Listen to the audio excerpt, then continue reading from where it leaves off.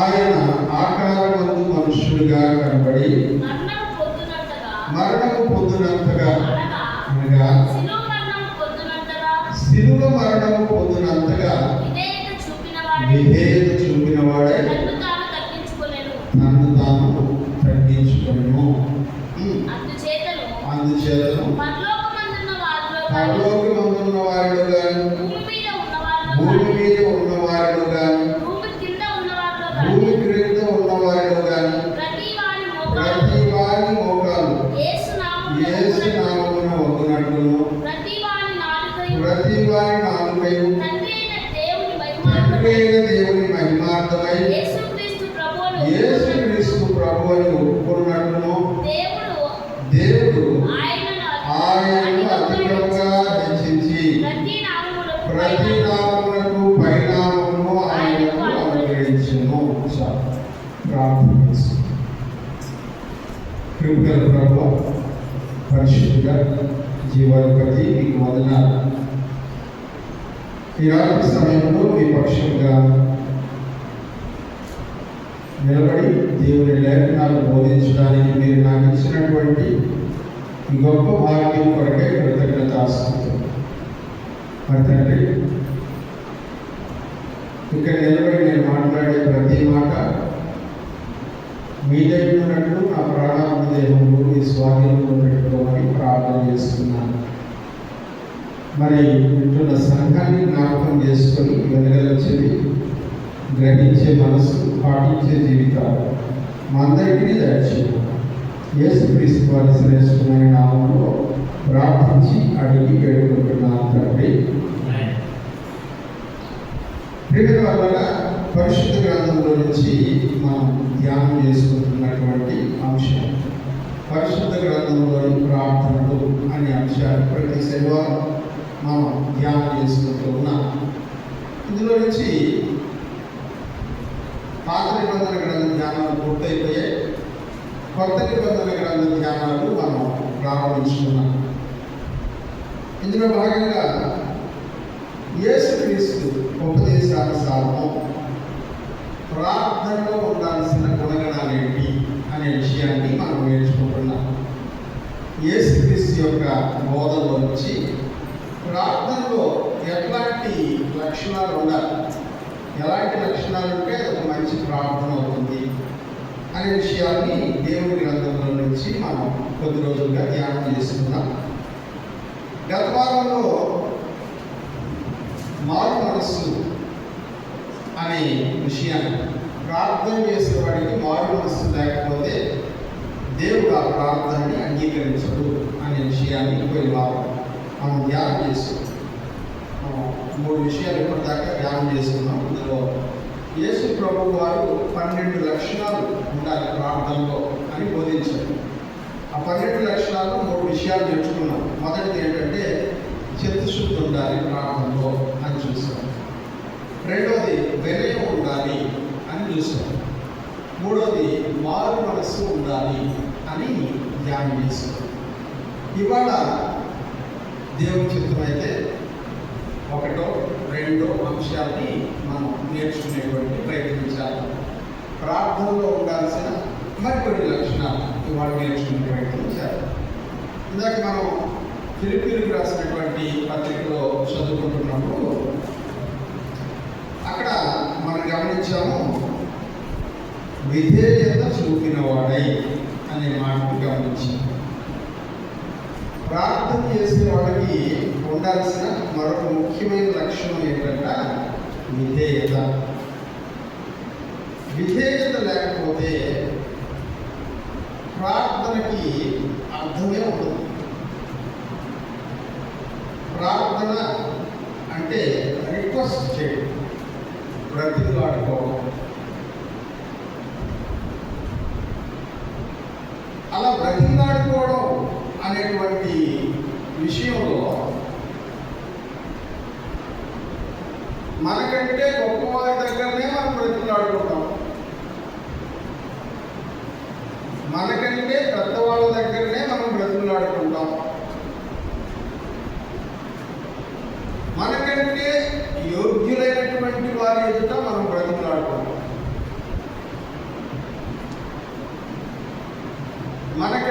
పరిశుద్ధులైన వారి ఎదుట మనం బ్రతిమలాడుకుంటాం. మనకంటే నీతివంతంగా బ్రతుకుతున్నటువంటి వారి దగ్గర బ్రతిమలాడుకుంటాం. మనకంటే దీన స్థితిలో ఉన్నటువంటి వారి దగ్గర బ్రతిమలాడుకోవడం అనేది ఉండదు. ఆజ్ఞాపిస్తాం. మనం పెద్ద స్థాయిలో ఉండి చిన్న స్థాయిలో ఉన్నటువంటి వాళ్ళకి ఆజ్ఞలు ఇస్తాం. ఉదాహరణకి బ్లెస్ చేసి మెర్సీ ఉన్నారు, వాళ్ళని నేను బతిమలాడుతూ ఆర్డర్ చేయాలి. బ్రతిమలాడుకునేటువంటి పరిస్థితుల్లోనికి మనం వచ్చామంటే అర్థం ఏంటంటే వారికంటే కూడా మన యొక్క స్థితి దిగజారిపోయి ఉన్నది అని అర్థం. ఇవాళ చాలామంది బ్రతిమలాడించుకోవడం పెద్ద గొప్పతనం అని అనుకుంటున్నారు. అందులో గొప్పతనం ఏం లేదు.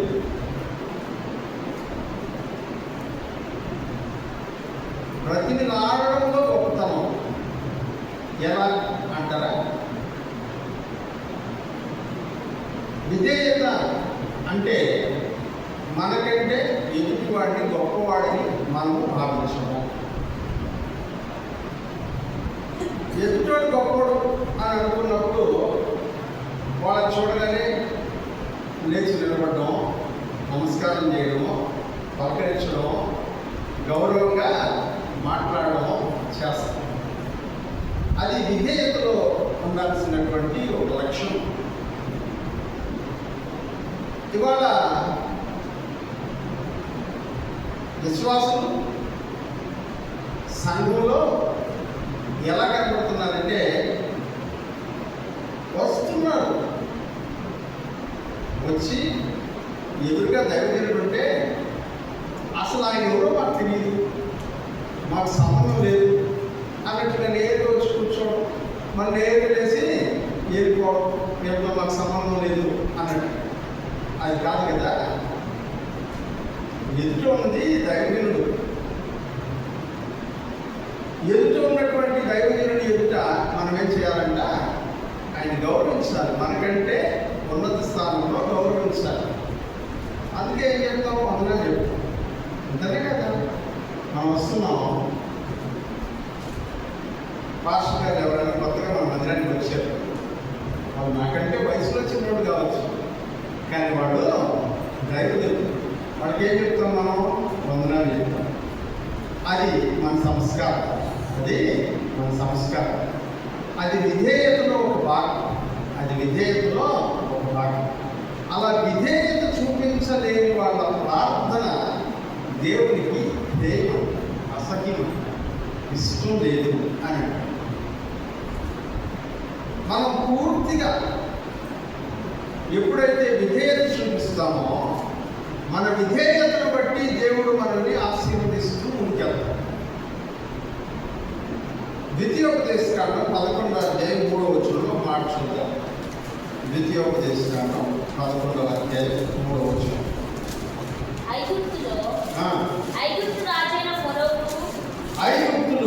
ఐగుప్తు రాజైన ఫరోకును అతని సమస్త దేశములను ఆయన చేసిన సూచక క్రియలను అమ్మ ద్వితీయోపదేశకాండం 11వ అధ్యాయం 13వ వచనం. కాబట్టి మీ పూర్ణ హృదయంతోనూ మీ పూర్ణ ఆత్మతోనూ మీ దేవుడైన యెహోవాను ప్రేమించి ఆయన్ని సేవింపవలెనని నేడు నేను మీకు ఇచ్చు ఆజ్ఞలను మీరు జాగ్రత్తగా విన్నయన్నా. ఏం చెప్తున్నాడు అక్కడ? పూర్ణ హృదయంతో పూర్ణ ఆత్మతో మనమంట ఆయనను సేవించి అంటాడు. సేవించడం అంటే సేవకులు అవడం, దాసులం అవడం, పరివారంగా మారడం. ఎప్పుడైతే దేవుని ఎదుట మనల్ని మనం తగ్గించుకుంటామో, దేవుడు చెప్పిన మాటకు విధేయత చూపుతాము. అందుకని ఆ వాక్యం అన్నాడు, ఆయన ఆజ్ఞలను అంటాడు. దేవుడు ఆజ్ఞాపించే స్థితిలో ఉంటాడు. మనము ప్రార్థించే స్థితిలో ఉంటాం, రిక్వెస్ట్ చేసేటువంటి స్థితిలో మనం ఉంటాం. అందుకని ఈ మాట చెప్తున్నాడు, కాబట్టి మీ పూర్ణ హృదయంతోనూ మీ పూర్ణ ఆత్మతోనూ మీ దేవుడైన యెహోవాను ప్రేమించి ఆయనను సేవింపవలనని నేను మీకు ఇచ్చు ఆజ్ఞను మీరు జాగ్రత్తగా వినేలా. దేవుడు ఆజ్ఞిస్తున్నాడట, వాటిని మనం విని విధేయత చూపించడంలో మన ప్రార్థనకు ప్రతిఫలము దొరుకుతుంది. రోమిలకు రాసిన పత్రిక 6:17 కూడా ఒకసారి చూద్దాం. రోమిలకు రాసిన పత్రిక 6:17.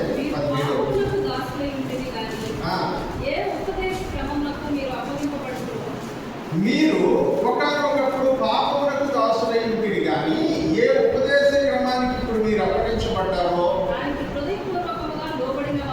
దానికి హృదయపూర్వకంగా లోబడిన వారై పాపము నుంచి విమోచింపబడి నీతికి దాసులైంది. హృదయపూర్వకంగా ఏం చేయాలంట? లోబడినటువంటి వారై, విధేయత చూపినటువంటి వారై అని వాక్యం చెప్తాడు. పైపై విధేయత చూపించడం కాదు, హృదయపు అంతరంగాల్లో నుంచి విధేయత చూపించాలి ప్రార్థన. అలాంటి ప్రార్థనకి దేవుడు జవాబిస్తాడు. రోమపత్రిక 6:16 కూడా చదువుకుందాం. లోబడుటకు దేనికి మిమ్మల్ని మీరు దాసులుగా అప్పగించుకుందరో అది చావు నిమిత్తముగా, పాపములకే గాని, నీతి నిమిత్తముగా, విధేయతకే గాని దేనికి మిమ్మల్ని లోపరుచుకుందరో దానికే దాసులు అవుతారు. మనం పాపానికి విధేయత చూపిస్తే పాపం యొక్క మార్గంలో వెళ్ళిపోతాం.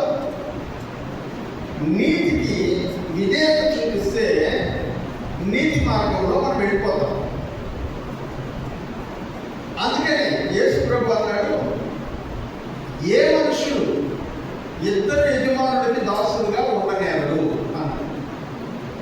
ఏ మనిషి ఇద్దరు యజమానులకి దాసులుగా ఉండదు. ఇప్పుడు ప్రగతి ఎంబీఏలో చదువుతుంది మోహన్ బాబు యూనివర్సిటీలో. మోహన్ బాబు యూనివర్సిటీకి ఆమె విజయవాడ, ఎందుకంటే అక్కడ చదువుతుంది కదా. అదే టైంలో ఇంకొక యూనివర్సిటీలో కూడా ఉంటానంటే జరగదు. ఇక్కడ అక్కడ ఎక్కడో ఒక చోట, రెండు చోట్ల చదవడం కుదరదు. ఒకవేళ BA డిగ్రీ మీరు చేసినా కూడా ఆ BA డిగ్రీలో కొంతకాలం ఇక్కడ, కొంతకాలం అక్కడ. యేసయ్య అంటాడు, ఇద్దరు యజమానులకి దాసులుగా ఒక మనిషి ఉండలేడు. ఒకటి దేవుడి కన్నా దాసులు కావాలి, రెండవది యేసయ్య మాటల్లో సిరి కన్నా దాసులు కావాలి. దేవుడి కన్నా దాసులు కావాలా, డబ్బు కన్నా దాసులు కావాలి. డబ్బు కావాలనుకునే వాడికి దేవుడు కుదరదు, దేవుడు కావాలనుకునే వాడికి డబ్బు కుదరదు. ఈ రెండింటిలో మీరు దేనికి దాసులు అవ్వాలనుకుంటున్నారో అదే కాదు. మిమ్మల్ని మీరు మనస్ఫూర్తిగా దేనికి దాసులుగా అప్పగించుకుంటారో, హృదయపూర్వకంగా దేనికి లోపరుచుకుంటారో దానికి మీరు దాసులు. అప్పుడు మీరు మీ యజమానుడి వైపు చూసినప్పుడు మీ యజమానుడు మీకు విధేయతను చూసి జవాబిస్తాడు. హల్లెలూయా! విధేయతను చూసి జవాబిస్తాడు. ఇంకొక మాట మనం చదువుకుందాం. యోహాను సువార్త 14వ అధ్యాయం. యోహాను సువార్త 14:15 చదువుకుందాం. నా నామమున మీరు నన్నేమి అడిగినను నేను చేయదు. మీరు నన్ను ప్రేమించిన ఎడల ఏంటంటే, మీరు నన్ను ప్రేమిస్తే ఏం చేయాలంట? నా ఆజ్ఞలను నేను చెప్పిన మాట వినాలి, విధేయత చూపించాలి. చెప్పిన మాట వినాలంటే విధేయత చూపించాలి. అప్పుడు మీరు నన్ను ఏమడిగినా నేను ఇస్తాను. మీరు నాకు విధేయులైనప్పుడు, నేను చెప్పిన మాట విన్నప్పుడు, నన్ను ఏమడిగినా నేను మీకు ఇస్తాను.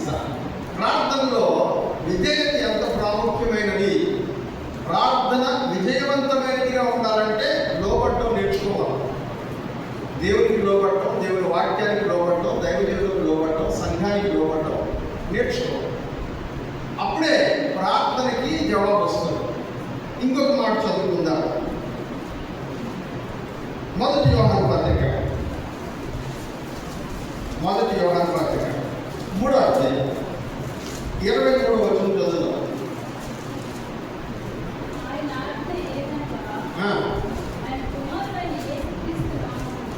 ఆయన ఆజ్ఞ ఏదనగా ఆయన కుమారుడైన యేసుక్రీస్తు నామమును ఒప్పుకొని ఆయన మనకు ఆజ్ఞ ఇచ్చిన ప్రకారముగా, దేవుడు ఇచ్చినటువంటి ఆజ్ఞ ప్రకారముగా మనము లోబడి ఉండాలి. 24 ఆయన ఆజ్ఞలను గైకొనువాడు ఆయన యందు నిలిచి ఉండును, ఆయన యందు నిలిచి ఉండును, ఆయన మన యందు నిలిచి ఉన్నాడని మనకు అనుగ్రహించిన ఆత్మ మూలముగా తెలుసుకో. దేవుని యందు విధేయత చూపితే, లోబడితే ప్రార్థనకి వెంటనే జవాబు దొరుకుతుంది. ఈ విషయంలో యేసు ప్రభువే మనకు ఒక మంచి మాదిరి. యేసయ్య లాజరు సమాధి దగ్గరికి వెళ్ళి సమాధి ముందర నిలబడి ప్రార్థన చేసి, ప్రభువా నువ్వు నా మాట వింటున్నావని, అంటే నా ప్రార్థన ఆలకిస్తున్నావని, నువ్వు చెప్పినవి తప్ప నేను మరేమీ చెయ్యట్లేదని వీరందరూ తెలుసుకున్నట్టు ఈ అద్భుతాన్ని చెయ్యి అని ప్రార్థన చేసింది. అప్పుడే సమాధి వైపు తిరిగి లాజరు బయటికి రా అని అన్నాడు. అప్పుడు లోపల నుంచి బయటకు వచ్చాడు. యేసు ప్రభు చెప్తున్నాడు, నేను విధేయత చూపించాను. ఆయన ఏం చెప్తున్నాడో అదే నేను మాట్లాడుతున్నాను. ఆయన చెప్పనేది నేను ఏది మాట్లాడలేదు, ఆయన చెప్పినవే మాట్లాడాను. కాబట్టి ఆయన చెప్పినవి నేను చేసేటప్పుడు నేను ఏమడిగినా సరే ఆయన నాకు జవాబు ఇస్తున్నాడు. ఇప్పుడు ఆయన చెప్పినవే నేను చేస్తున్నాను. కాబట్టి సమాజంలో నుంచి బయటికి రమ్మని పిలవమని నాకు దేవుడు చెప్పాడు, తండ్రి దేవుడు చెప్పాడు. అందుకే నేను పిలుస్తున్నాను. పిలవగానే లాజరు బయటకు వచ్చేసాడు. ఎందుకంటే అది దేవుని యొక్క ఆలోచన, దేవుని యొక్క చిత్తం. అందుకనే విధేయత కలిగిన వారి ప్రార్థన బహుబలమైనటువంటి, లోబడటంలో ఆశీర్వాదం ఉంటుంది.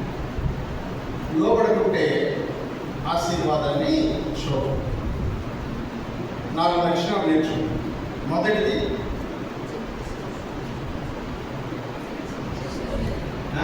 చిత్తశుద్ధి, రెండవది వినయము, మూడవది మారు మనస్సు, నాలుగవది విధేయత. ఇంకొక 5 minutes ఇంకొకటి మనం ధ్యానం చేస్తాం. హెబ్రీయులకు రాసిన పత్రిక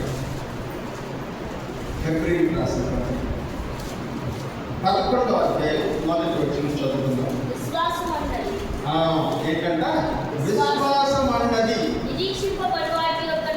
నిరీక్షింపబడు వాటి యొక్క నిజ స్వరూపమును అదృశ్యమైనవి ఉన్నాయి అనడానికి రుజువు అయి ఉన్నది. హల్లెలూయా. మనం నేర్చుకుంటున్నటువంటి 5వ లక్షణం, ప్రార్థనలో ఉండాల్సిన 5వ లక్షణం ఏంటంటే విశ్వాసం. మనకందరికీ తెలుసు, యేసు ప్రభు కూడా అన్నాడు, మీలో ఆవగిందంతా విశ్వాసం ఉంటే. ఎంత ఆవగిందంతా. ఇక్కడి నుంచి నేను ఇప్పుడు పట్టుకుంటే మీకు కనబడి కూడా కనబడదు, అంత చిన్నదిగా ఉంది. అంత విశ్వాసం ఉంటే చాలు. మీరు ఏమడిగినా సరే, ఆ ఏమడిగినా సరే అని చెప్పడానికి ఏసే ఎదురుగా ఒక కొండ ఉంది. ఆ కొండను తీసుకెళ్ళి సముద్రంలో పడిపోమంటే పడిపోద్ది అని. అంటే అర్థం ఏంటంటే విశ్వాసం చిన్నది కావచ్చు, విశ్వాసం వల్ల జరిగే కార్యాలు గొప్పవి. హల్లెలూయా. విశ్వాసం చిన్నదే, కానీ విశ్వాసం వల్ల గొప్ప కార్యాలు జరుగుతాయి. అంతేకాదు, విశ్వాసం లేకుండా దేవునికి ఇష్టమై ఉండుట అసాధ్యం. ఇప్పుడు మనం చదువుకున్న హెబ్రీ పత్రికలోని 6వ వచనం చదవండి. 11వ అధ్యాయం 6వ వచనం.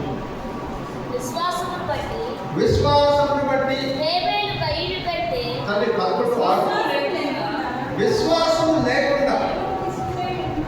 దేవునికి ఇష్టడై ఉండుట అసాధ్యం. చాలు దేవునికి ఇష్టముగా అంటే దేవుడిని మెప్పించే వాళ్ళంగా, మనం ఏం అడిగినా దేవుడు ఇచ్చేటట్లు చేసుకునే వాళ్ళంగా ఉండాలంటే మనం ఏముండాలంట? విశ్వాసం. నిర్వచనాన్ని మనం ప్రారంభంలో చూసాం. విశ్వాసం అనేది నిరీక్షింపబడి వాటి యొక్క నిజ స్వరూపం. అంటే నిరీక్షణ అంటే ఇంకా జరగబోతున్నటువంటి దాని కొరకు ఎదురు చూడడం నిరీక్షణ. మనం ఏదైతే కావాలని అనుకుంటున్నామో, పొందాలని అనుకుంటున్నామో, ఆ పొందాలనుకున్నది నాకు వచ్చేసింది అని దృఢమైనటువంటి సంకల్పం, దాన్నే నిరీక్షణ అంటారు. నువ్వు దేనికోసం నిరీక్షిస్తున్నావో దానికి ఒక నిజమైనటువంటి రూపం ఇస్తే అదే విశ్వాసం. హల్లెలూయా, అదే విశ్వాసం. ఇప్పుడు నెక్స్ట్ ఇయర్ ప్రైజ్ కదా, నెక్స్ట్ ఇయర్ ప్రైజ్ క్లాస్ నేను ఇదిగో నా టార్గెట్ ఒక 400-500 మార్కుల టార్గెట్, నేను దాన్ని రీచ్ అవ్వాలా అని అనుకునేది. అదేంటది? నిరీక్షణ. ఏంటది? నిరీక్షణ. దానికి నిజమైన రూపం ఏంటంటే విశ్వాసం. అది ఎట్లాంటిదంటే మన కళ్ళ ముందు మార్కులు లిస్ట్ కనబడుతుంటారు. హల్లెలూయా, మన కళ్ళ ముందు ఏం కనబడుతుంటారా? మార్కులు లిస్ట్ కనబడుతున్నారు. 500 దాటి మార్కులు లిస్ట్ కనబడుతున్నారు మన కళ్ళ ముందు. 24 hours మన కళ్ళ ముందు ఆ మార్కులు లిస్ట్ కనబడుతూనే ఉండాలి. హల్లెలూయా, అప్పుడే నువ్వు సాధించగలవు. ఆ విశ్వాసం అనేది నువ్వు దేన్ని కోరుకుంటున్నావో దాని యొక్క నిజ స్వరూపం విశ్వాసం.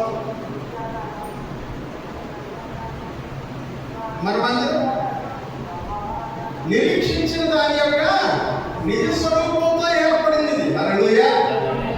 3 సంవత్సరాల క్రితం నేను స్టార్ట్ చేసినప్పుడు ఎంతమంది మీరు ఎంకరేజ్ చేశారో, ఎంతమంది మీరు రకరకాలుగా మాట్లాడుకున్నారో నాకు తెలుసు. తెలియకుండా ఏమి లేవు, అన్నీ తెలుసు. కానీ నాకు తెలుసు విశ్వాసం అంటే ఎట్లుంటుందో నాకు తెలుసు. విశ్వాసం వల్ల ఏం చేయొచ్చో నాకు తెలుసు. ఆ విశ్వాసం ద్వారా పరిస్థితులు ఎలా మారిపోతాయో కూడా నాకు తెలుసు. మీకు ఇవన్నీ పక్కన పెడితే ఆ బయట ఉంది కదా రోడ్డు, మన చర్చి దగ్గర నుంచి గేట్ దాకా రోడ్డు ఉంది కదా, నా దగ్గర ఒక పిక్చర్ అంటే ఫోటో నేను గీసి పెట్టుకున్న చర్చ్ కన్స్ట్రక్షన్ బొమ్మ ఫైల్లో ఫౌండేషన్ వేయడానికి ముందు తీసినదా. ఇదే సిమెంట్ రోడ్డు అట్లాగే ఉండాలా, దీనికంటే ఇది హైట్లో ఉండాలా, అక్కడి నుంచి ఇంత గ్యాప్ కావాలా. నేను కాలేజ్ వెళ్ళాను, మాకు సిమెంట్ రోడ్డు వేయించండి అని అడిగాను. వెళ్తే వాళ్ళన్నది 11 అడుగులు వస్తుంది వెడల్పు, మళ్ళీ ఇంకొకసారి కావాలంటే ఇంకొక 11 అడుగులు ఇవ్వకూడదు కదా, దాన్ని వేయిస్తాము. ఇప్పుడు ప్రస్తుతానికి మాత్రం సగమే అన్నది. సరే పర్లేదు కదా, ఎలా ఇస్తే అలా వేయించుకున్నాం అని అనుకున్నాం. మళ్ళీ అడిగాను నేను, ఒకవేళ ఏదైనా ఎక్స్ట్రా డబ్బులు ఇవ్వాలంటే వేసేస్తాను, ఒకసారి వేసేయకూడదా అని అడిగాను. నేనే ఇస్తాను డబ్బులు, వేసేయకూడదా అని అడిగాను. సరే చెప్తానే అన్న. నేను ఎలాగైతే అనుకున్నాను, నేను చాలాసార్లు చెప్పాను, ఇక్కడి నుంచి ఇక్కడ దాకా రోడ్డు అయ్యాను కాలేజీ, అది లేకుందే నేను కాలేజీలో చాలాసార్లు చెప్పాను. ఎలా ఉండాలనుకున్నామో అలాగే ఎగ్జాక్ట్గా అట్లాగే దేవుడు ఏర్పాటు చేశాడు. అయిపోయింది, రోడ్డు వేసేసారు, వెళ్ళిపోయింది. వాళ్ళు ఫోన్ చేస్తారేమో, మిగతా డబ్బులు కనుక్కుంటా ఉన్నా, ఇంతవరకు ఫోన్ రాదు. హల్లెలూయా. మనం ఏదైతే నీ మనసులో, నీ ప్రణాళికలో, నీ ఆలోచనలో, నీ తలంపులో ఏదైతే అనుకుంటున్నావో, ఏదైతే నిరీక్షిస్తున్నావో అది జరుగుతుంది అనడానికి ఒక బేస్ ఏంటో తెలుసా? నీ విశ్వాసం. హల్లెలూయా, నీ విశ్వాసం. ఆ విశ్వాసం ద్వారా గొప్ప కార్యాలు చాలా జరుగుతాయి. విశ్వాసం లేకుంటే ప్రార్థనకి విలువ లేదు. విశ్వాసం లేకుంటే ప్రార్థనకి విలువ లేదు. ఎట్లాంటి విశ్వాసం ఉండాలంటే ఇది ఎట్లయినా నాకు చేయాలి, నాకు వస్తుంది, దేవుడు నా కొరకు చేస్తాడు, అది విశ్వాసం. ఎలాగైనా జరుగుతుంది, అది విశ్వాసం.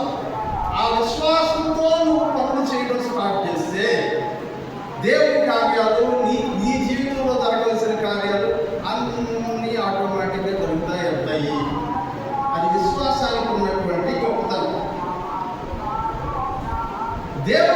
మనకున్నటువంటి ప్రేమ, ఆయన జ్ఞానం, శక్తి, వీటి మీద మనకు అచంచలమైన విశ్వాసం ఉన్నది. ఇది దేవుడు చేయగలడు. మార్కు సువార్త 11:22 చదువు. మార్కు సువార్త 11:22. అందుకు యేసు వారితో ఇట్లనెను, మీరు దేవుని యందు విశ్వాసం ఉంచుడి. చాలు. యేసయ్య భక్త ఏం చెప్పాడంట? దేవుని మీద నమ్మకం పెట్టుకోండి. ఎందుకంటే అన్నమాట పైకి చదవండి ఆ వచనం 20 వచనం. పొద్దున వారు మార్గంలో పోచుండగా అంజూరపు చెట్టు వేళ్ళు మొదలుకొని ఎండిపోయి ఉంట చూచిరి. అప్పుడు పేతురు ఆ సంగతి జ్ఞాపకం తెచ్చుకొని, బోధకుడా, నీవు శపించిన అంజూరపు చెట్టు ఎండిపోయినది అని ఆయనతో చెప్పారు. అప్పుడు యేసు ప్రభువు అన్నాడంట, దేవుని మీద నమ్మకం. ముందు రోజు యేసు ప్రభువు వెళ్తున్నాడు, అంజూరపు చెట్టును చూసి కాయకుండా పోయాడు. ఆయన ఏ కలపకపోతే ఇక మీద నువ్వు ఎప్పటికీ కాయ పొందువు కాక అన్నాడు. వాళ్ళు యెరూషలేము వదిలిపెట్టి బేతనియాకి వెళ్ళిపోయారు. నెక్స్ట్ డే తెల్లారే వస్తుంటే చెట్టు ఏమైపోయిందంట, ఎండిపోయింది. పేతురు అంటున్నాడు, ప్రభువా ఇదేంటిది? నిన్ను ఈ చెట్టును చూసే కదా ఇక మీద ఎప్పటికీ నీ కాయలు కాయకున్నావు, ఇప్పుడు ఆ చెట్టు ఎండిపోయింది అంటే యేసయ్య అంటున్నాడు, దేవుడి మీద నమ్మకం ఉంచు. హల్లెలూయా. రాత్రికి రాత్రి చెట్లు ఎండిపోవడం జరిగే విషయమేనా? కాదు కదా. ఎప్పటికీ కాయ పొందుదని కూడా చెప్తే తెల్లారి లోపల చెట్టు ఎండిపోయిందంటే అది విశ్వాసంలో ఉన్నటువంటి భావం. ఆయన అంటున్నాడు, దేవుని మీద నమ్మకం పెట్టుకోండి అని అంటున్నాడు. ఇంకొక వచనం చదువుదాం. యాకోబు పత్రిక 1వ అధ్యాయం. యాకోబు పత్రిక 1వ అధ్యాయం 6-7 వచనాలు.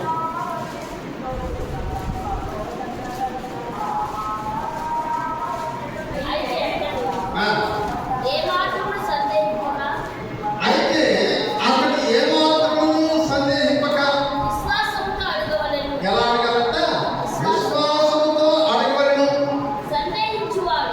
సందేహించువాడు గాలి చేత లేపబడి ఎగిరిపడు సముద్ర తరంగములను పోనీయును. చదువుతాను. అట్టి మనుషులు విమగతులై తన సమస్త మార్గములందు అస్థిరుడు కనుక ప్రభువు వలన తనకు ఏమైనా దొరుకునని తలంచుకొనరాదు. ఇక్కడ యాకోబు గారు చెప్తున్నారు, దేవుణ్ణి అడిగేటప్పుడు ఎట్లా అడగాలంట? సందేహం లేకుండా విశ్వాసంతో డౌట్ ప్రార్థన చేస్తాం. పాస్టర్ గారి దగ్గర చెప్తాం, పాస్టర్ గారు ప్రార్థన చేయండి, రేపు వాళ్ళ దగ్గర నేను జాబ్ కోసం వెళ్తున్నాను, ఆ జాబ్ నాకు రావాలని ప్రార్థన చేయండి. పాస్టర్ గారు అడిగితే ఏ ఉద్యోగం ఏంటి అని అడిగితే పలానా ఉద్యోగం బాగా టఫ్గా ఉంది, కాంపిటీషన్ ఎక్కువగా ఉంది, నాకు ఆ జాబ్ కావాలని ప్రార్థన. పాస్టర్ గారు ప్రార్థన చేస్తున్నారు, నువ్వు ప్రార్థన చేస్తావు. పాస్టర్ గారు గట్టిగా ప్రార్థన చేసిన, ప్రభువా ఈ బిడ్డ కోరుకున్నటువంటి ఉద్యోగాన్ని ఈ బిడ్డకి ఇవ్వండి ప్రభువా అని ప్రార్థన చేస్తుంటే నీ మనసులో నువ్వు అనుకుంటున్నావు. ఏమనుకుంటున్నావు అంటే, ప్రార్థన చేస్తున్నాడు నీవే వస్తుంది, కానీ చాలా మంది ఉన్నారు నాకంటే బాగా ఎక్కువ మార్పులు వచ్చింది, వస్తుంది నాకు ఇది అని డౌట్ ఎక్కడ? నీ మనసు. అడిగేటప్పుడు ఎట్లా అడగాలంట? సందేహం లేకుండా అడగాలి. హల్లెలూయా. సందేహం లేకుండా అడగాలి. నాకు మెర్సీ విషయంలో జరిగిన ఇన్సిడెంట్ చెప్తాను. మెర్సీ ట్రిపుల్ సీట్ రావాలని పాపం చాలా ప్రయత్నం చేసింది. నేను ట్రిపుల్ ఐటీ చేయాలని. వీళ్ళందరికీ డౌట్, ఇది రాదు. నేను చెప్పిన ఖచ్చితంగా వస్తుంది. ఎప్పుడు వచ్చిందో తెలుసా? లాస్ట్లో వచ్చింది. లాస్ట్ లిస్ట్లో లాస్ట్ పేరు అంతే. లాస్ట్ లిస్ట్లో లాస్ట్ పేరు మనం అడిగా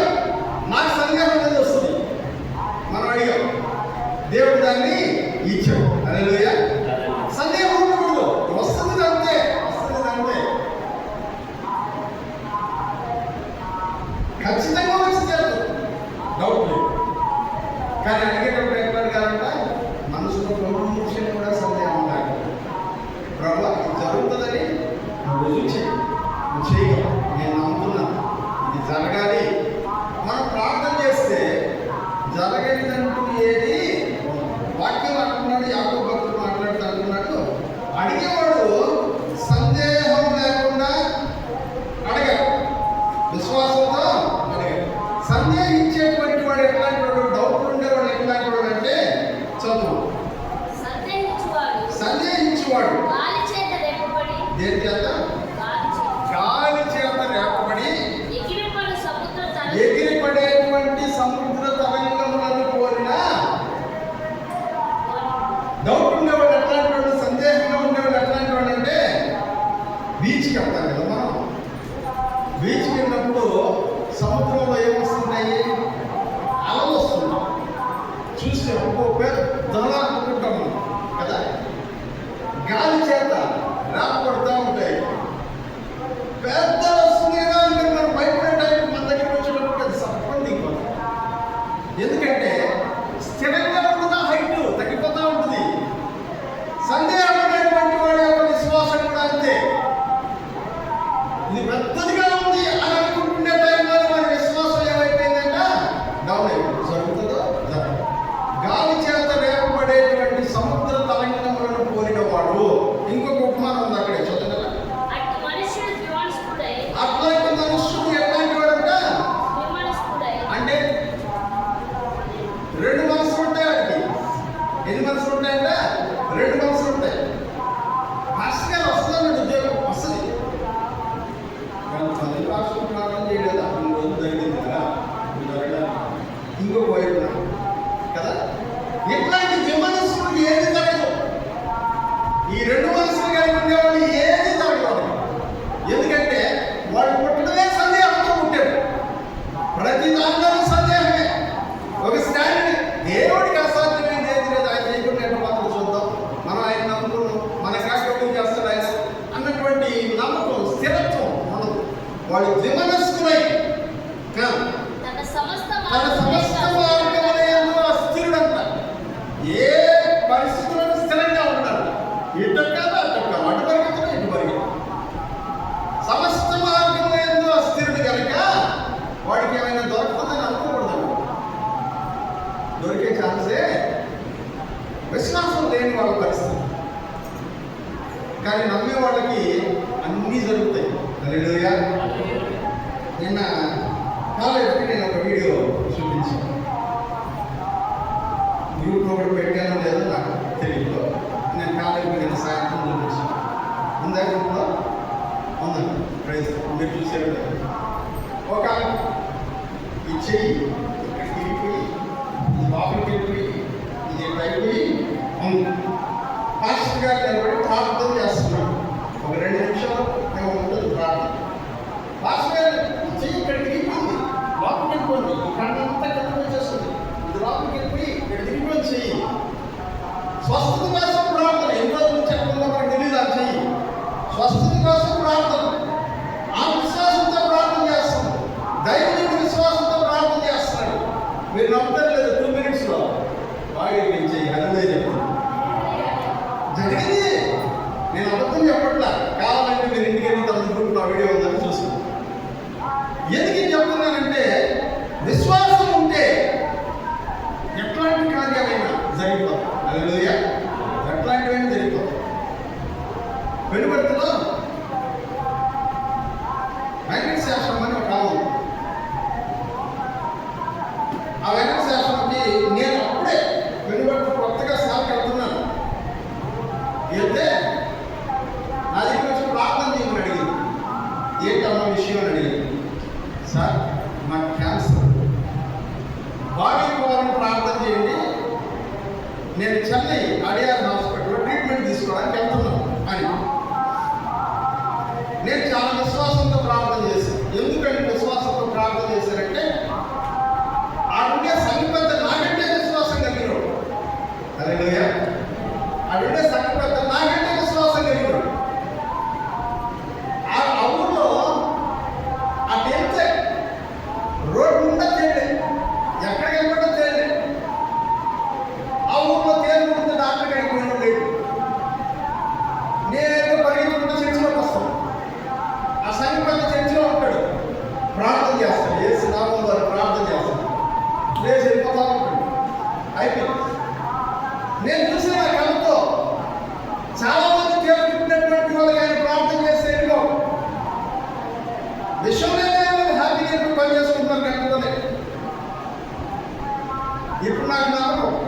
మనం అడిగితే దేవుడు ఏదైనా చేస్తాం.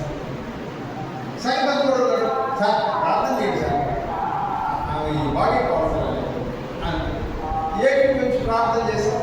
నేను మోహన్ పాస్టర్, ప్రకాష్ పాస్టర్, వాళ్ళు ఇంకా పాస్టర్ కానీ ట్రైనింగ్లోనే ఉండరు. ప్రార్థన చేశాను. పెద్ద సంగతి అందరూ కలిసి ప్రార్థన చేశాను. ఆ వడియా హాస్పిటల్కి వెళ్ళింది, ట్రీట్మెంట్ తీసుకుంది, వచ్చి సాక్ష్యం చెప్పింది. సాక్ష్యం చెప్పడానికి వచ్చేటప్పుడు నెత్తిన ఒక బిందె నిండా నీళ్ళుగా గుగ్గిళ్ళు ఎత్తుకుని వచ్చింది. కృతజ్ఞతలు చెప్తాను. అయ్యా, నా క్యాన్సర్ రోగం బాగైపోయింది, మౌత్ క్యాన్సర్. చాలా బాగుంటుంది అండి. ఆ ఫోటో రాష్ట్రం దాన్ని బాగుందయ్యింది అని అనుకుంది. ఫోటో ఇప్పుడు క్యాన్సర్ రాకుండా చూసి చాలా బాగుంటుంది. ఆపరేషన్ అయిపోయిన తర్వాత 2 దవడలు మాత్రం వెళ్ళిపోయి చూడడానికి అంత అందరికాలంలో ఉండేది. కానీ నా వ్యక్తికి సాక్ష్యం ఏంటంటే, నాకు ఇంక ట్రీట్మెంట్ అవసరం లేదని చెప్పారు డాక్టర్. హల్లెలూయా. ఇంకొద్దని చెప్పారు, నీకు ఆపరేషన్ అయిపోయింది, నీకు ఇంక క్యాన్సర్ రాదు, వెళ్ళిపోమన్నారు. ఇప్పటికి నేను ఆ ఊరికి వెళ్ళి 25 ఏళ్ళు ఇంకా బ్రతుకున్నాను. దేవునికి స్తోత్రం. హల్లెలూయా. ఇంకా బ్రతుకున్నాను. ప్రతి సంవత్సరం క్యారల్స్కి వాళ్ళ ఇంటికి వెళ్ళాల్సిందే, చాలా దూరం చర్చి నుంచి. క్యారల్స్ వాళ్ళ ఇంటికి ఎప్పుడెప్పుడు వెళ్తామని రాసుకుని ఉంటుంది. అక్కడ ఎప్పుడెప్పుడు వస్తారు పాస్టర్ గారు అని రాసుకున్నాను. ఎందుకంటే ప్రతి సంవత్సరం డిసెంబర్లో క్యారల్స్ అయిపోయిన తర్వాత ఆమె చెన్నైకి టెస్ట్ చేయించుకోవడానికి ఆ క్యాన్సర్ ఉందా లేదా. 25 సంవత్సరాల నుంచి వెళ్తుంది. 25 సంవత్సరాల నుంచి నీకు ట్రీట్మెంట్ అక్కడ లేదని చెప్పి పంపిస్తానే ఉంటారు నాకు. హల్లెలూయా. మనం చెప్పింది, సార్ ఇంకా రావద్దన్నారు సార్ నన్ను. హల్లెలూయా. ఇంక రావద్దన్నారు సార్ నన్ను. ఎందుకంటే విశ్వాసం ఆమె విశ్వాసం ఉంది, దైవంలో విశ్వాసం. ఇంకొక ఆమె పెరుగుబడి చేస్తున్నారు, రూతమ్మ పేరు. వాళ్ళ కొడుకు మంచి యవనస్తుడు. ఒకరోజు చర్చకు వచ్చింది. సడన్గా మామూలు రెగ్యులర్గా చర్చకు వచ్చేది కదా, అకస్మాత్తుగా చర్చకు వచ్చింది. చర్చకు వచ్చి, సార్ నా కొడుకు బాగలేదు సార్, ఇంటికి వచ్చి ప్రార్థన చేయండి. నాకు తెలియదు. అక్కడికి వెళ్తే నేను ఏదనుకున్నాను, ఏదో బాగలేదు కావాలి ప్రార్థన, లేకపోతే ఏదో యాక్సిడెంట్ అట్లాంటి ఏమైనా జరిగేమో, లేవలేక ఇక్కడ రాలేక ప్రార్థన చేయించుకోవడానికి ఇంటికి రాకపోతే వెళ్ళేటప్పటికే నెట్టాడికి ఐరన్ గొలుసు వేసి ఒకరిని కట్టేసి పెట్టుకున్నారు. ఎన్నో గొలుసు వేసి కట్టేసి పెట్టారు. వెంట్రుకలు బాగా ఇట్లా పెరిగిపోఉన్నాయి. ముఖం అంతా గడ్డం అంతా చూస్తేనే ఒక సింహాన్ని కట్టేసి పెడితే ఎట్లుంటుందో అక్కడ ఉన్నాడు మనిషి చూడడానికి. ఒక క్షణం నాకే గుండె పని. నాకేంటి, నాకు ఆ ఇల్లు తెలీదు. చూపించడానికి ఎవరు వచ్చారంటే సతీష్ వచ్చాడు, ప్రకాష్ వచ్చాడు, పాస్టర్ ప్రకాష్ గారు, ఇంకో ప్రకాష్ ఉన్నాడు అక్కడ, ప్రకాష్, కిషోర్, అందరూ వచ్చారు. ఎవరు నాతో పాటు వాళ్ళు కూడా భయం వేసిపోయింది. ఎందుకంటే వాళ్ళు అనుకుంటారు, వాళ్ళు కూడా అనుకోవాలి. నేను మొక్కడం రెడ్డి ప్రార్థన చేద్దాం అన్నారు. నేను తప్ప ఇంకెవరు కడుపుస్తాను. నిజం చెప్తున్నా, నేను తప్ప ఇంకెవరు కడుపుస్తాను. నిరంజన్ వచ్చి బయటకు వచ్చిన తర్వాత చెప్తున్నాను, నిరంజన్ సార్ మీరు కడుపుస్తున్నారు సార్. ఎందుకు చూసుకోలేదు? నేను ఎప్పుడు లేదు సార్, నాకు భయం వేసింది సార్. ఎందుకు భయం సార్? కొట్టేస్తాను సార్, మనిషి బయట పెట్టిన సెట్ అవుతుంది సార్. కొడితే అంత బలంగా ఉంటాడు సార్ అని నేను చెప్పినాను. ఆ ఋతం గారు వచ్చే వారం చర్చికి తీసుకురండి. హల్లెలూయా. మందిరంలోకి తీసుకురండి, దేవుడు బాగా చేస్తాడు. ఇట్లాగే చెప్పి దేవుడు బాగా చేస్తాడు, మందిరంలోకి తీసుకురండి. ఆయన భయపడ్డాడు. గొలుసులేసి కట్టేసి ఉంటేనే చాలా ఉగ్రంగా భయపడతాను. నేను చెప్పినాను, నిరంజన్ వస్తాడు, సతీష్ వస్తాడు, వాళ్ళు పట్టుకొస్తారు ఇక్కడ దాకా, మీరు ధైర్యంగా తీసుకురండి. అప్పుడు పాస్టర్ గారు అందరూ చర్చకొచ్చారు లేదో నాకు తెలియదు. ఆ పెరుగులో ప్రార్థన అంతా అయిపోయాక బయట వెనకాల కూర్చోబెట్టుంటారు, పక్కన పిల్లలు రెడీగా కూర్చోంటారు, ఎప్పుడు పైన పడతారా అన్నారు. ప్రార్థన అయిపోయింది.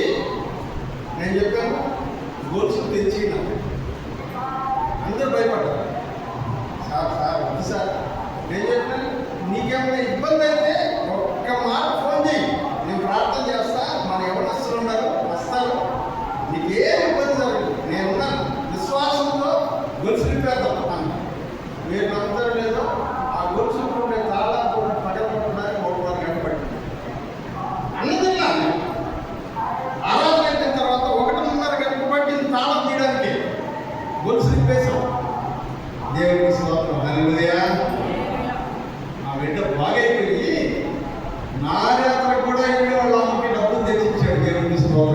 కాక. హల్లెలూయా.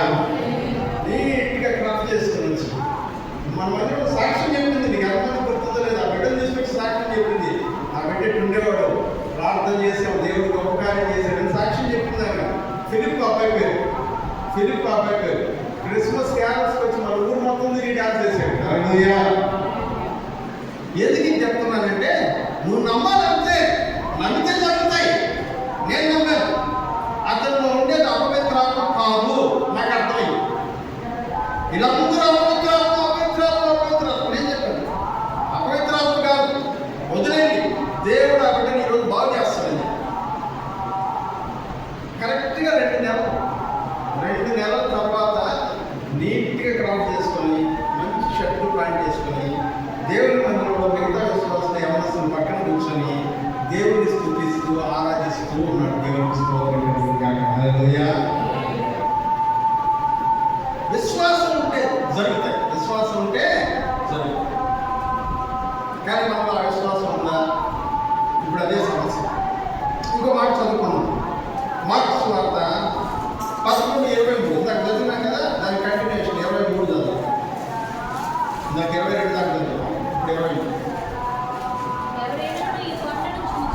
ఎవరైనా ఈ కొండను చూసి ఇది ఎత్తబడి ఎక్కబడిపోవాలంటే సముద్రంలో పడేయమని చెప్పి మనసులో డౌట్ లేకుండా ఉంటే, జరుగునని నమ్మితే వాడు చెప్పినది జరుగుతుంది. హల్లెలూయా. జరుగుతుంది అంతే. ఎందుకంటే మనం కాదు చేసేది, చేయగలిగిన దేవుడిని నమ్ముతున్నాము. హల్లెలూయా. చేయగలిగిన దేవుడిని నమ్ముతున్నాం. ఆయన చేస్తాడు. ఆయన చేయగలిగేది లేదు. ఆయన దగ్గరికి సహాయం కొరకు వచ్చినటువంటి వాళ్ళ పట్ల యేసుక్రీస్తు యొక్క ప్రవర్తన ఎట్లుండేది ఆ రోజుల్లో అంటే, ఆయన ఉంటే మాట చెప్పాడు, నువ్వు నమ్ముతున్నావా అని అడుగుతాడు. చదువుతావా? మత్తయి సువార్త 8:13. మత్తయి సువార్త 8:13. అంతటా యేసు నీవు వెళ్ళు, నువ్వు నమ్మినట్లే నీకు జరుగుతుంది. హల్లెలూయా. నువ్వు నమ్మినట్లే జరుగుతుంది నీకు. నేను బాగు చేస్తానని నమ్మావు కదా, వచ్చావు కదా, నమ్మిన ప్రకారం నీకు బాగైపోతుంది. ఇది ఆయన చెప్తున్నాడు. మార్క్స్ వార్త 5:36.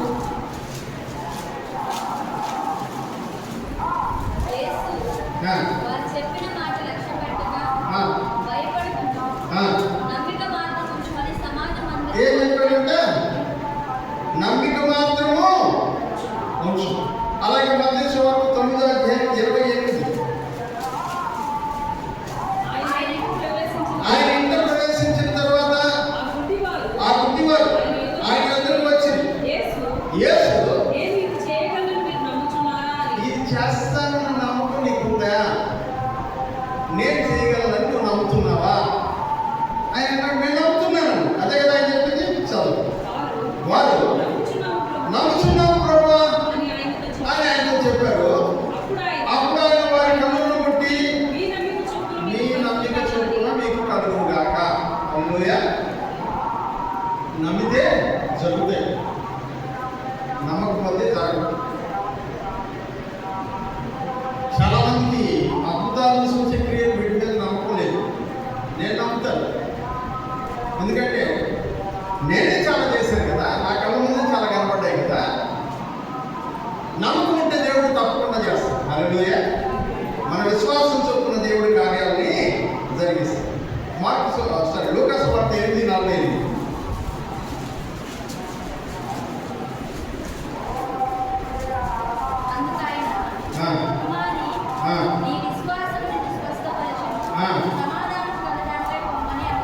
ఏ స్వస్థపరిచిందంటే నీ విశ్వాసమే బాగు చేస్తుంది. ఇంకొక వచ్చిన ముగించేస్తున్నాను. మార్క్స్ వార్త 9:23-24. అందుకే నమ్మడం నీ వల్ల అయితే నమ్మువానికి సమస్తము సాధ్యమే అని చెప్పాను. వెంటనే ఆ చిన్నవారి తండ్రి నమ్ముచున్నాను, నాకు అపనమ్మకం ఉండకుండా సహాయం చేయమని దగ్గరగా చెప్పాడు. హల్లెలూయా. నమ్మితే ఎటువంటి ఎటువంటి పనులైనా జరుగుతాయి. విశ్వాసంలో ప్రార్థనలో అతి ముఖ్యమైనటువంటి మరొక లక్షణం ఏంటంటే విశ్వాసంతో ప్రార్థన. విశ్వాసంతో ప్రార్థన. ఇవాళ నేను ఒక షార్ట్ మెసేజ్ చూశాను. ఒక డాక్టర్ లేడీ డాక్టర్ ఆమె చెప్తుంది, బహుశా గ్రూప్లో నా ఫ్యామిలీ గ్రూప్లో పెట్టాను దాన్ని. ఒకవేళ మిగతా గ్రూప్స్ కూడా నేను ఫాలో చేయగలను, ట్రై చేస్తాను. డాక్టర్ గారు చెప్తున్నారు, లేడీ డాక్టర్, ఒక ఆమె వచ్చిందంట హాస్పిటల్, తన బిడ్డను తీసుకుని వచ్చింది. అయ్యా, నా బిడ్డ పరిస్థితి బాగలేదు, నా బిడ్డని హాస్పిటల్లో తెచ్చుకొని బాగు చేయండి.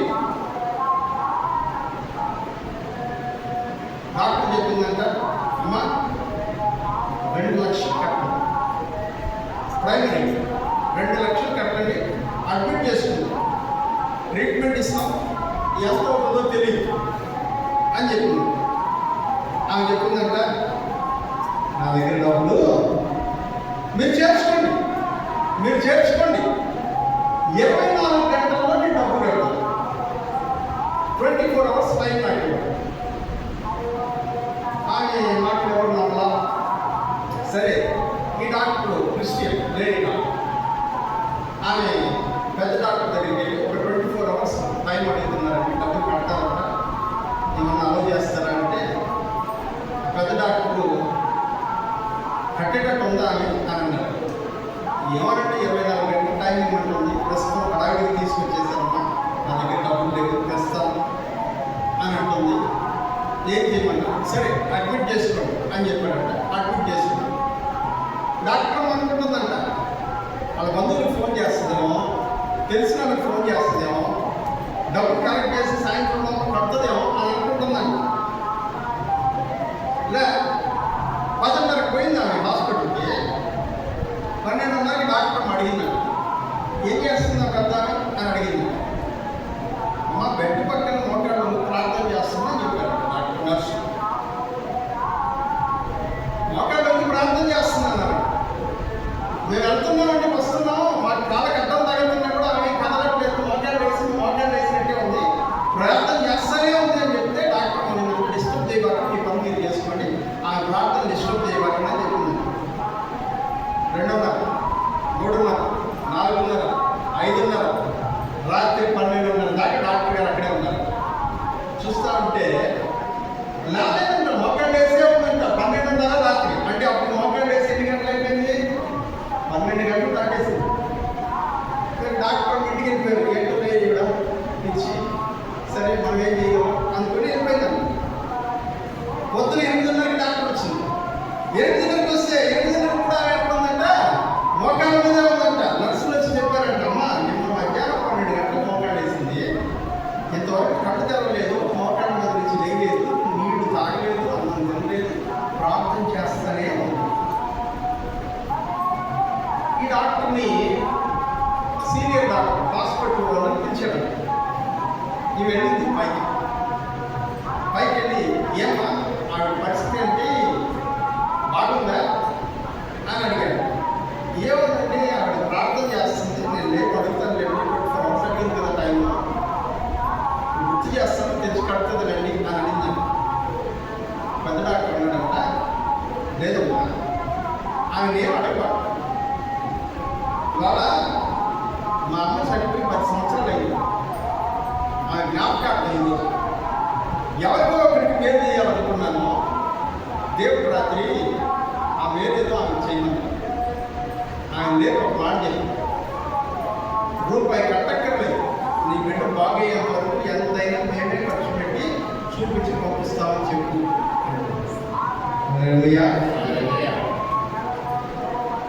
ఆమె వస్తుంది డాక్టర్ సాక్ష్యం చెప్తా, ఏడ్చి రాకుంటే అమ్మా లేవండి అని అంటే, అమ్మా దేవుడి దగ్గర నుంచి ఇంకా జవాబు రాదు, వస్తే నేను లేస్తాను అని చెప్తుంటే డాక్టర్ అనిందంట, జవాబు వచ్చేసింది రే అనిందంట.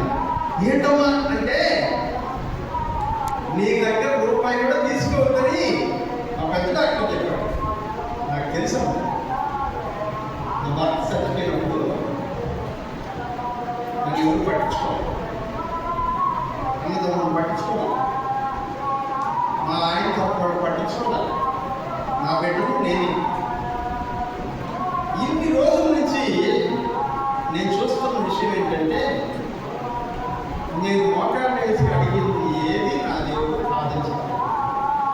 టైం వచ్చాడు, ఇప్పుడు కూడా ఇస్తాడని నమ్మకంతోనే మీకు 24 గంటలు అని చెప్పాను. నేను 24 గంటలు ఇంకా కాలేదు కదా అని. హల్లెలూయా. విశ్వాసం ఉంటే జరుగు. హల్లెలూయా. విశ్వాసం ఉంటే జరుగు.